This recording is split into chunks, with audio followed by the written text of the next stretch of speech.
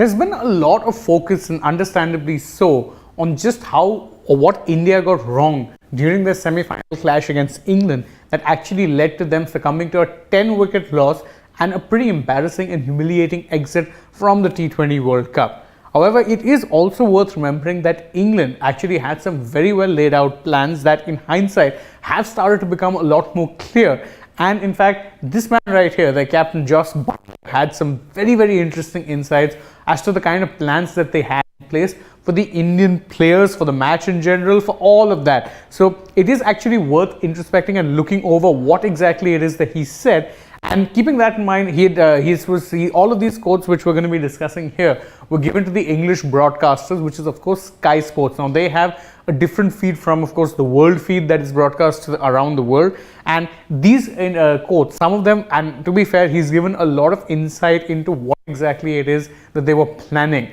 And in hindsight, as I said, it's actually amazing how much planning they put into place. Why do I say that? Well, let's find out.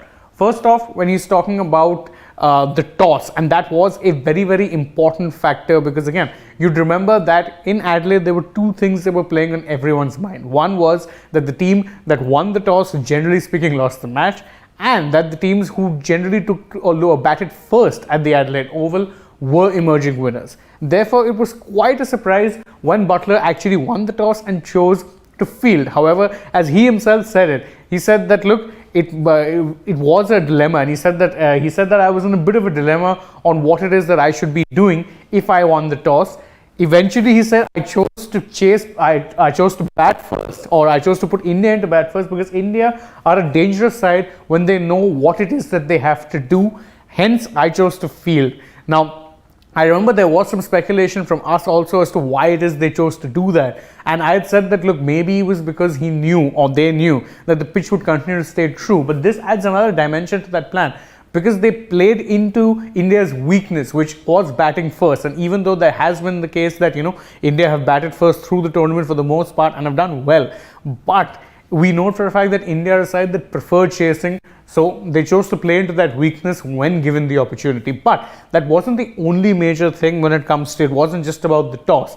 One of the more key factors to India's loss was the fact that their flow of runs was strangulated in the middle overs. Now, key to that was, of course, the spin twins Adil Rashid and Liam Livingstone, but particularly Rashid. And Buttler actually preserved a lot of praise for Rashid. He said that, look, Adil Rashid in today's match was bowling the best I've seen him bowl in a long time.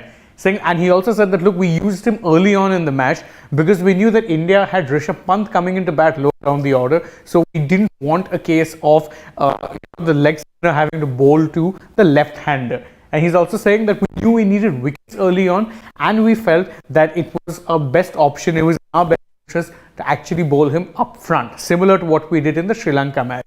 And it was a ploy that worked a treat. Not only did they get, they choked the flow of runs in the middle overs, but Rashid got the all-important wicket of Suryakumar Yadav. It is tempting to think just how many more runs India could have piled on had you had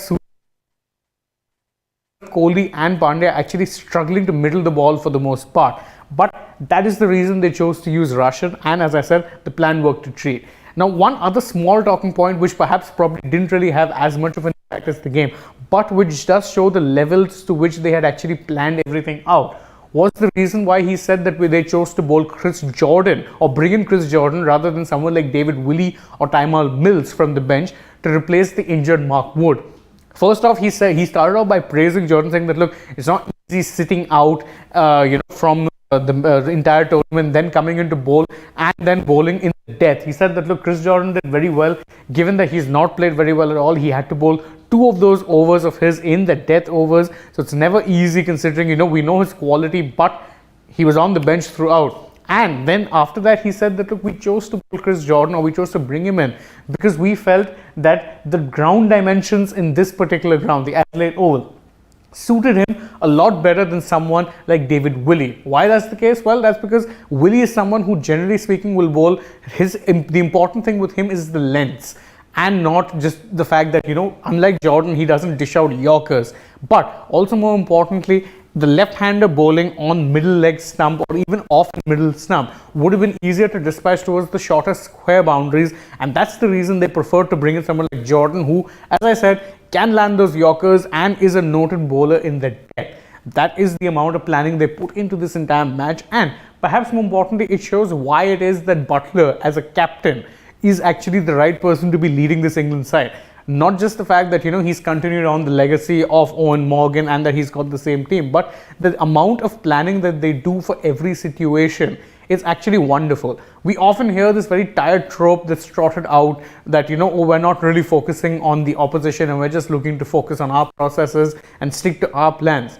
But what Buttler has done is show very, very clearly the benefits that you can get from actually planning ahead and looking to plan around the strengths and weaknesses of your opposition. And we know for a fact that most teams in fact do that, but it was refreshing to hear Buttler talk so candidly about the kind of plans they had in place, especially given they were actually very, very successful plans. But that's just how I feel about it. What do you guys think? Let us know in the comments below, and don't forget to like the video, share it with your friends, subscribe to the channel, and tap the bell icon so you know when we're going live or uploading something new for you guys. Then go and follow us on Facebook, Instagram, and Twitter as well, and download the SportsTak app too. Thank you all for joining us. As always, I've been Shane Dias. I hope to see you all with us through the day, but for now, goodbye.